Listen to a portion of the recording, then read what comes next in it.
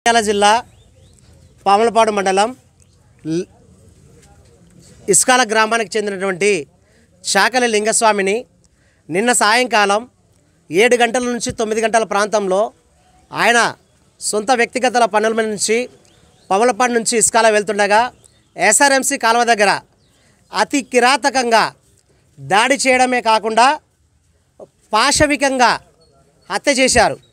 దయచేసి పోలీసు ఉన్నతాధికారులు ఖచ్చితమైనటువంటి నిందితులను సీసీటీవీ కెమెరాల ద్వారా 7 గంటల ప్రాంతం నుంచి హత్య జరిగిన ప్రాంతం సమయంలో తీసి నిందితులను వెంటనే అరెస్టు చేయకపోతే ఉన్నతాధికారుల దృష్టికి తీసుకెళ్తాం, ఎస్పీ దగ్గరికి తీసుకెళ్తాం.